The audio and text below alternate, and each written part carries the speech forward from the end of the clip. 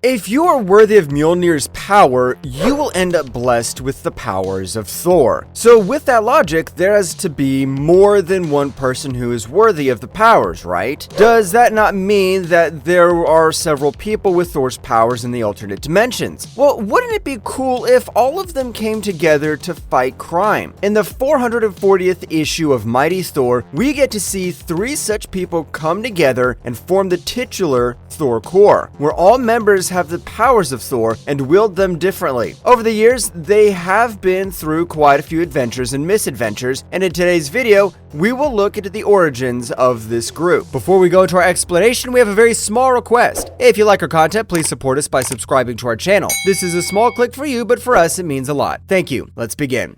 Forged in Lightning, the birth and background of the Thunderous Super Team. Over the years, there have been a lot of people who have created quite a mess, playing around with the past, present, and future. Playing around with time never results in anything good, but when it comes to Zarko, better known as the Tomorrow Man, his messing about gave us something good. That was the Thor Core. What happened was that Zarko decided to bring a Thor from the future, known as Dargo, and expected him to fight with the Thor of the present, Eric Masterson.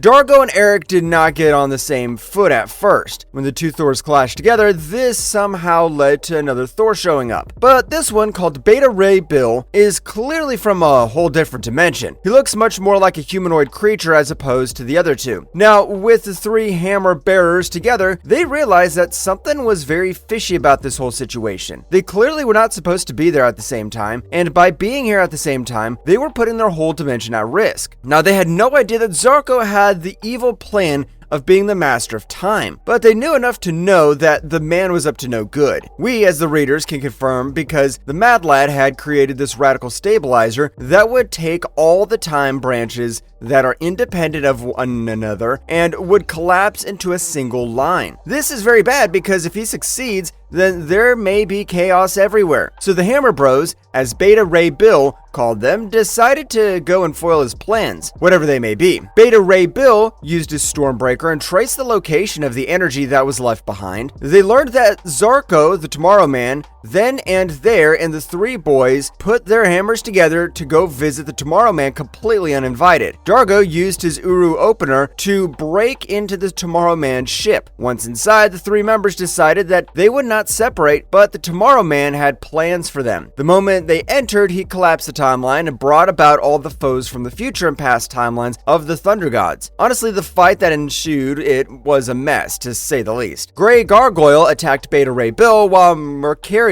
and the HD Man attacked Eric. Dargo, on the other hand, fell victim to the Cobra and Tyrus the Terrible, in the midst of which the hammer had fallen out of his hand. The moment Tomorrow Man noticed that the hammer had fallen, he used a ray to make a force bubble around the hammer, preventing it from going back to Dargo. Eric noticed it and knew that without the hammer, Dargo would lose his powers after 60 seconds. So Eric threw his hammer to Dargo, preventing the young member of the Thor Core from getting hurt. But before Dargo could give the hammer back to Eric, Shatterfist, a villain from the same timeline as Eric, but far in the future, showed up and attacked Eric. Dargo successfully handed off the hammer back to Eric, but the moment he did, his mortal enemy Demon Staff showed up. On top of that, Urok, the Uru warrior, also showed up to spice up the battle. Urok hit the base of the ship and accidentally freed Dargo's hammer. Demon Staff disappeared in a flash of light, postponing the fight after seeing Urok. With his hammer now free, Dargo was armed as well. However, the current villain the 2 boys had to face off against was Urok, who was not any other opponent to defeat. Just then, Beta Ray Bill showed up and vanquished Urok, accidentally claiming his superiority as an experienced hammer user. However, the celebrations only lasted for a while because soon, Scourge the Executioner showed up. He seemingly had the upper hand in the fight because he didn't give Beta Ray Bill a moment's notice before he started raining hellfire on him. Understandably, the other 2 Thors joined hands to get rid of this villain. Once they were done, the 3 Hammer brothers decided to go meet the main culprit himself, the Tomorrow Man. But as it turned out, the Tomorrow Man had saved the worst opponent for last. It was Loki, the god of evil. Zarko asked Loki to stop and waiting and finishing the Thors off, which was a bad idea because who in their right mind would go order around a god? Apparently Zarko did, and Loki gave him a quick piece of his mind mind, because the moment Zarko spoke to him like that, Loki used his magic to choke him. Realizing that, Zarko decided to embellish his plan and implied that if Loki killed the Thors off, he would be able to get his much sought after victory. With that in his head, Loki attacked Beta Ray Bill, and Eric Dargo, on the other hand, went up against Gearhead, Tomorrow Man's very own little henchman. So with that, round 2 of the fight began. While Dargo soon gained the upper hand in the Gearhead fight, Beta Ray Bill and Eric were having the worst time of their lives. Loki used his sorcery to defeat both of the boys and was about to take the hammer for himself when Eric told him the truth. He told him that no matter which reality he was in, he would lose. Hearing that, Loki completely lost his cool. He went to Zarko immediately and asked him to use his machine to take him to the moment where he lost the fight. However, Zarko's rated stabilizer had just entered a very critical phase, and it definitely could not be used this way. However, Loki was not going to listen to that at all, so a little scuffle ensued, and that resulted in the control panel being hit and the people being trapped in the temporal cyclone. On the other hand, after defeating Gearhead, Dargo ended up looking into his timeline. The reason was not very nice to Eric at first, was that Zarko had told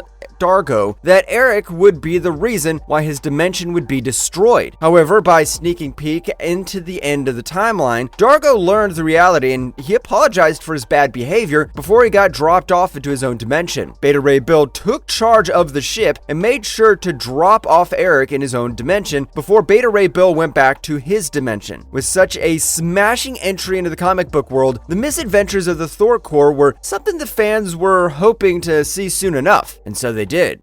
Thor Core vs. Demon Staff, a time-bending battle to save realities. After such an interesting introduction to the Thor Core, fans were dying to see more of them, and Marvel did not keep their fans waiting for long. Soon enough, the miniseries came out that focused on just the Thor Core. At the start of the series, we see Dargo, the future Thor, fighting creatures that randomly show up in the lobby of a building. As the resident hero, it was his job to fight them off, but mid-fight, when the creatures seemingly faded away, that concerned him. He realized that it could mean his arch nemesis had succeeded in whatever his plan was, or his plan was taking him longer than expected, which is why he took back all the creatures.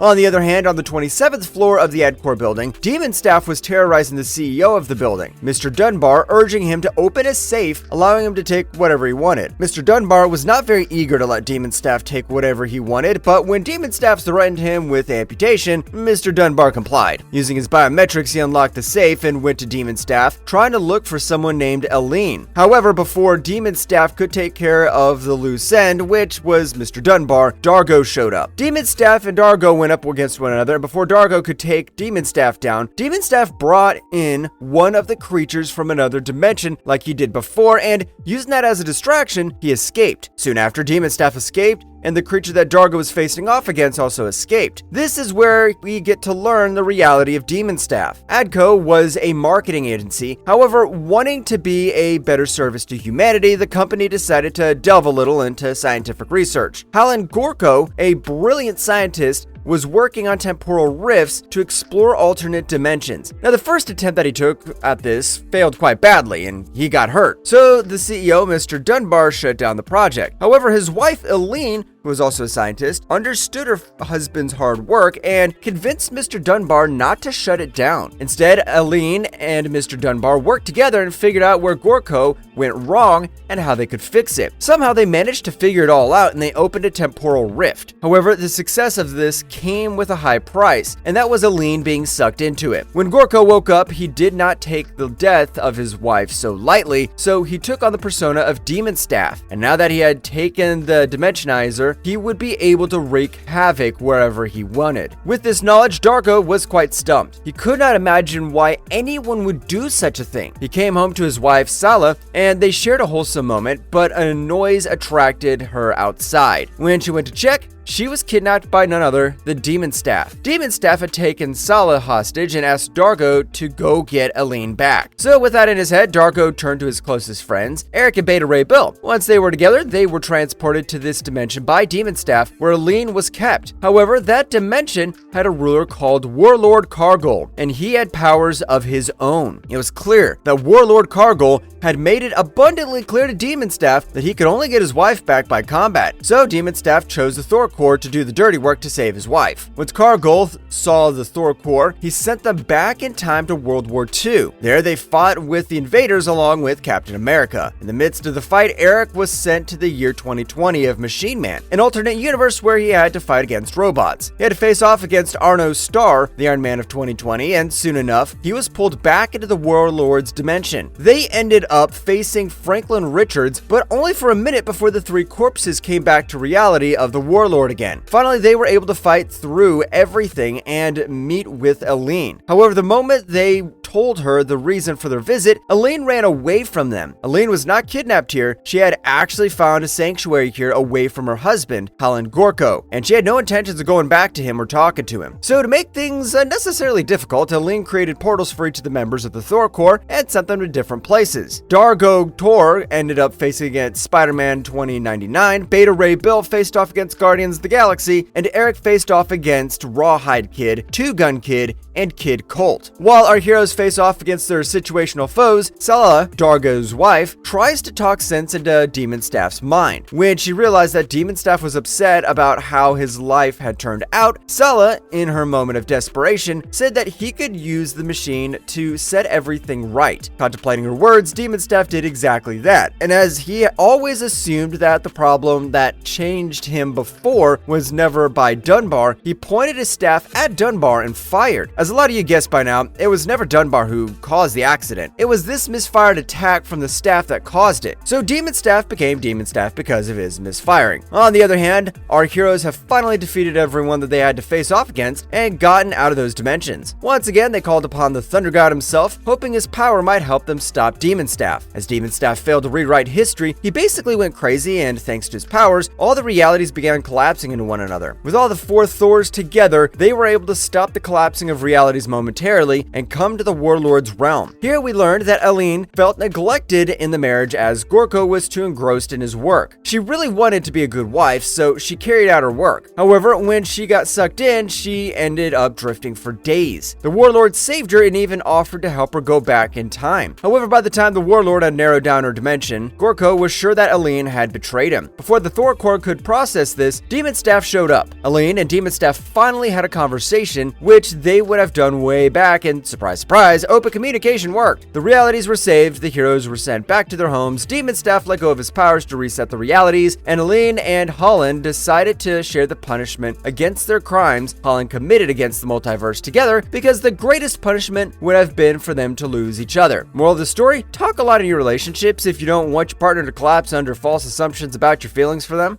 Battling Tornos with shared power. Well, wouldn't it be super cool if our Thor joined hands with the Thor Core to fight off some bad guys? Well, you do not have to think about it, dear watchers, because it actually happened. When Thor faced off against Tornos, the Utgard Thor, he used his Thor Force to push Tornos through a portal. This led Tornos ending up on the far shore. With the threat neutralized for now, Thor went to the gray area of the moon, where there was a base of Inhumans. While he was struggling to stay awake, like his father, Thor also had an all-sleep state that he has to use to recover from using the Odin Force. Now, Loki showed up while Thor was in his state because he wanted to teach his half-brother a lesson. He did so to ensure Thor would win the battle, which is a surprisingly nice gesture from Loki. This led to the creation of Tormod. Tormod was made out of Thor's helmet with a tree branch for a handle and bound together by river reeds. Once he made Tormod, Tornos showed up on the moon. This led Thor to gather all his allies like Storm, Beta Ray Bill, Jane Foster, and Loki, and share his powers with all of them to ensure they could take down Utgard Thor. While we did not see Eric and Dargo come back, the fact that Beta Ray Bill, one of the OG Thor Core members, got to work with Thor was really cool.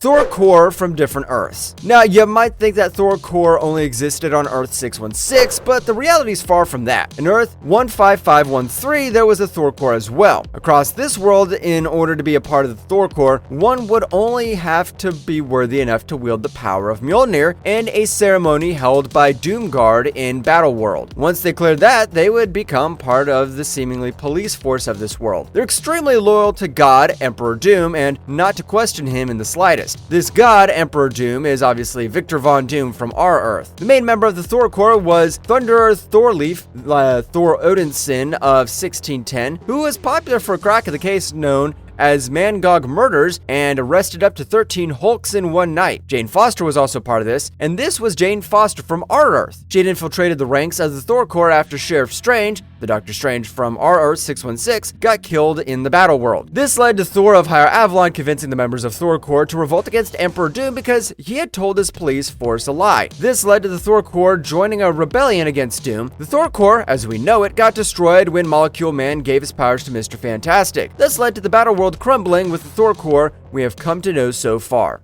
Marvelous verdict. If you like Thor as a hero, you would definitely like Thor Core because it shows how you can have different characters with different personalities would lead with the powers of Thunder God himself. The whole concept is fresh and the characters have quite a personality, especially Dargo. So if you're looking for a story with a lot of messing around with timelines, I would suggest Thor Core. And if you liked our content, don't forget to leave a like and subscribe to us if you haven't already. Have a good one and be safe. Thanks everyone.